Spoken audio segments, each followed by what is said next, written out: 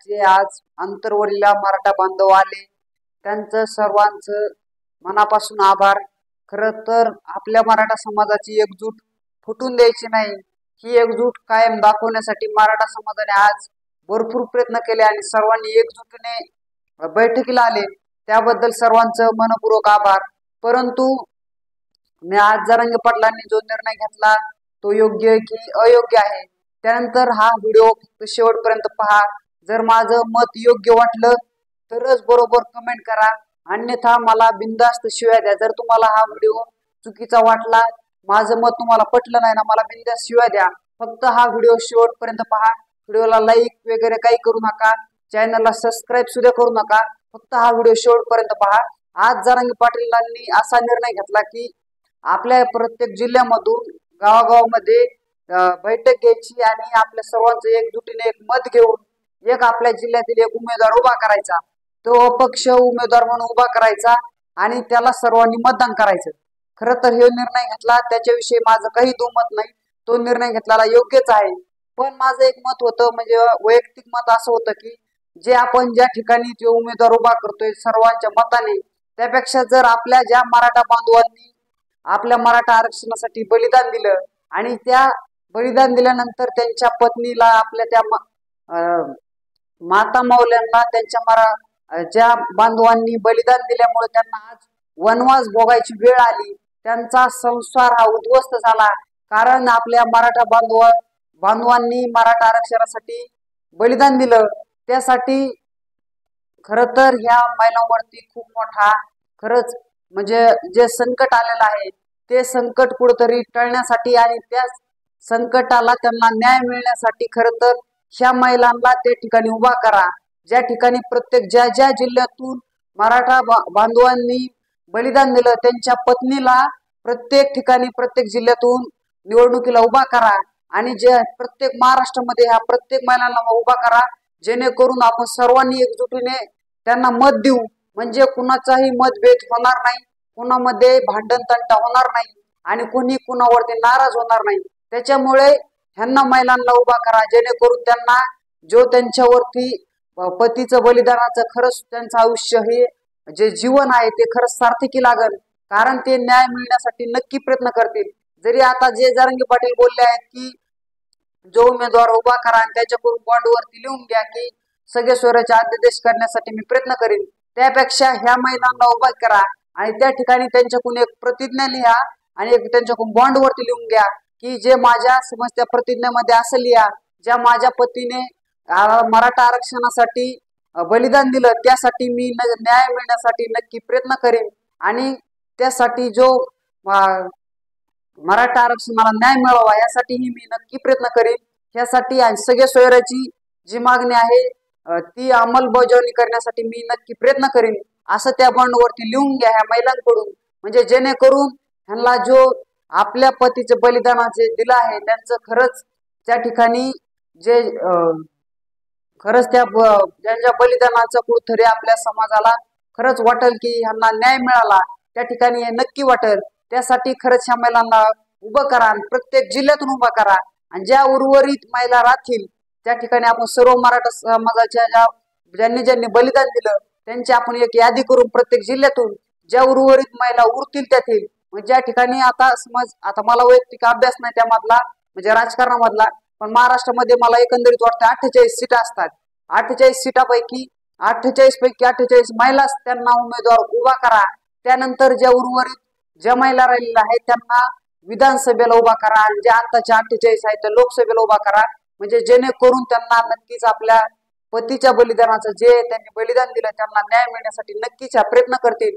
कारण जे आपण जे उमेदवार उभा केले आहेत जरांगे पाटलांच्या मध्ये जर आपण एखादा ठरवून जर उमेदवार उभा केला तर तो नक्कीच गद्दारी करेल, तो शेवट जरी त्यांनी त्याच्या बॉन्डवरती जरी आपण लिहून घेतलं ना त्याची जमीन नाव करील आणि ह्यो बॉन्डवरती आपण लिहून घेतला ना समाजासाठी प्रयत्न करील, तरी तो आपल्या समाजाशी गद्दारी करू शकतो। पण त्यासाठी तसे उमेदवार उभा करण्यापेक्षा, कारण तुम्ही जिवंत उदाहरण आहे, कारण जे अण्णासाहेब पाटलांनी आपल्या मराठा आरक्षणासाठी बलिदान दिलं आणि त्यांचाच मुलगा आज समाजासाठी बेईमान झालाय, म्हणजे ह्यापेक्षा मोठं उदाहरण देण्याची समाजाला गरज नाही। आणि हे तुम्हाला जिवंत उदाहरण आहे. कारण नरेंद्र पाटील या आता समाजाशी कसं वागतात, जरांगे पाटलांची कसं वागतात, जरांगे पाटलांना कसा विरोध करतात, हे समाज डोळ्याने पाहत आहे आणि डोळ्याने पाहिलं आहे. अजूनही एका आरक्षणाच्या आत्ताला 6 महिन्यात त्यांनी एकाही कुठेही आंदोलनामध्ये सहभाग घेतला नाही, हे तुम्ही डोळ्याने स्वतः पाहिले. मग त्याच्यामुळे जर हे उमेदवार आपण एकजुटीने उभा करण्यापेक्षा असे कोणी पण त्यापेक्षा ह्या महिलांना उभा करा, जेणेकरून त्यांना नक्कीच न्याय मिळेल आणि त्यांचा प्रचार हा प्रत्येक मराठा बांधवांनी करून त्यापेक्षा जरांगे पाटलांनीही स्वतः प्रचार करावा, जेणेकरून असं आता हे उमेदवार उभा केले तर जरांगे पाटलांना वैयक्तिक त्यांचा प्रचार करता येणार नाही.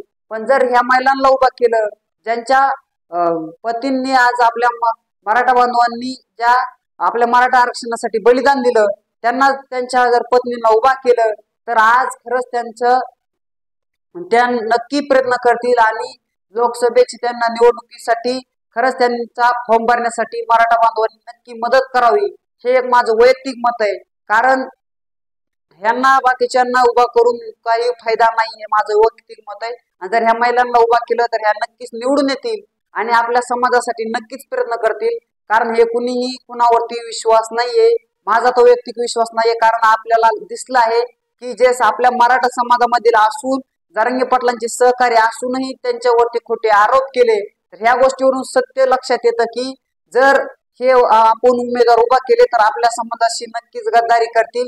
त्याच्यामुळे ह्या वेळीच आपण सावधान होऊन, हे एक माझं वैयक्तिक मत आहे. त्यानंतर खर तर जे धनगर आरक्षणासाठी ज्या महिलांनी त्यांच्या पतींनी बलिदान दिलं असेल, ज्या धनगर बांधवांनी त्यांनी बलिदान दिलं असेल, त्यातील त्यांच्या महिलांनाही उभं करा, जेणेकरून त्यांचाही न्याय मिळण्यासाठी ते पण प्रयत्न करतील. कोणत्याही राजकीय पक्षाच्या नादी लागू नये मराठा बांधवांनी आणि कोणत्याही राजकीय लोकांना मतदान देऊ नये. जे मराठा विरोधी नेते आहेत त्यांना तर बिलकुलच देऊ नये, हे माझं वैयक्तिक मत आहे. आणि कोणत्याही पक्षाला अजिबात पाठिंबा देऊ नका, हे माझं वैयक्तिक मत आहे. कारण हे लोक आपल्याशी गद्दारीच करणार आहेत. कोणावरती बॉन्ड लिहून घेतला काय लिहून घेतलं तरी आपल्याला काही समाजाशी फायदा होणार नाही. म्हणून एक माझं वैयक्तिक मत आहे. तुमचं याच्यावरती मत काय आहे मला कमेंट करून नक्की कळवा, जेणेकरून आपल्या ह्या महिलांना न्याय मिळण्यासाठी नक्कीच प्रयत्न होईल. आणि खरंच जर तुम्हाला असं वाटत असेल तर खरंच हा संदेश जरांगे पाटलांपर्यंत पोहोचवा, जेणेकरून ज्या महिलांना खरंच न्याय मिळण्यासाठी प्रयत्न होईल. पण असे लोक कुणीही समाजामधून उभे करू नका, हे एक माझं वैयक्तिक मत आहे. कारण हे लोक कसे वागतात, आपला मराठा समाज कसा वागतो, कधी कसा फुटतो आणि कोणाच्या पैशाखाली कसा चालतो, कुणाची चाटुगिरी करतो, राजकीय पक्षांची राजकीय लोकांची कशी चाटुगिरी करतो मराठा समाज, ह्याच्यामध्ये मला चांगलं माहित आहे. सगळा अभ्यास ह्याच्यावरती मी 6 महिन्यात केलेला आहे. त्याच्यामुळं ह्या महिलांना आपण उभा करावं, हे एक माझं वैयक्तिक मत आहे. कारण मराठा बांधवांना जे उभा केलं तर ते नक्कीच फुटतील, हे माझं वैयक्तिक मत आहे. त्याच्यामुळे ह्या महिलांना उभं करावं, हे एक माझं वैयक्तिक मत आहे. आणि तुमचं मत हे मला कमेंट करून नक्की कळवा. आणि हे माझं वैयक्तिक तुम्हाला मत आवडलं असेल तर हा संदेश जरांगे पाटलापर्यंत पोहोचण्यासाठी नक्की प्रयत्न करा. आणि आपल्या प्रत्येक गावातील आपल्या प्रत्येक तालुक्याचा जर मराठा बांधवांचा ग्रुप असेल त्या ठिकाणी हा व्हिडिओ नक्की शेअर करा, जेणेकरून ज्या मराठा बांधवांनी जे बलिदान दिलंय त्याचा कुठेतरी त्यांना खरंच त्यांच्या आत्म्यास शांती मिळेल. त्यांना खरंच वाटल, म्हणजे त्यांनी जरी आपल्या समाजासाठी बलिदान दिलं असेल तर त्यांना खरंच नक्कीच देव संदेश मिळून देईल की तुम्हाला न्याय हा मिळालेला आहे.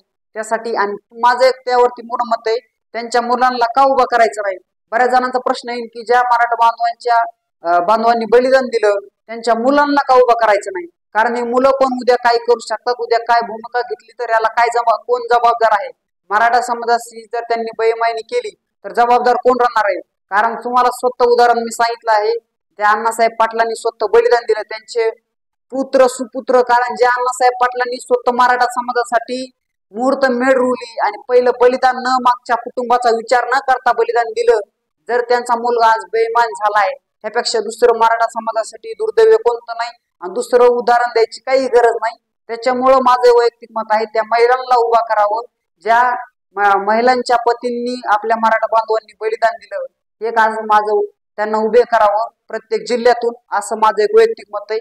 मी इथेच थांबतो आणि हा निर्णय जरांगे पाटलांनी घेतलाय तो योग्यच आहे, पण ह्या ठिकाणी जे उमेदवार उभे करायचे आहे ते प्रत्येक गावातून एक कुणावरती कुणी नाराज होणार नाही, जेणेकरून ह्या महिलांना उभा करा आणि त्यांचा प्रचार जरांगे पाटलांनी स्वतः करावा, कारण ह्या प्रचाराला कुणीही नकार देणार नाही असं माझं वैयक्तिक मत आहे. आणि इथंच थांबतो. जय हिंद, जय महाराष्ट्र. आणि प्रत्येकाने कमेंट नक्की करा, कारण जे आज महिलांना आपल्या खरंच न्याय मिळण्यासाठी प्रयत्न होईल. आणि हा व्हिडिओ जास्तीत जास्त शेअर करा, जेणेकरून जरांगे पाटलांपर्यंत संदेश पोहोचल. हे माझं वैयक्तिक मत आहे. तुम्हाला ह्या मतावरती तुमचं मत काय आहे मला कमेंट मध्ये नक्की कळवा. इथंच थांबतो. जय हिंद, जय महाराष्ट्र.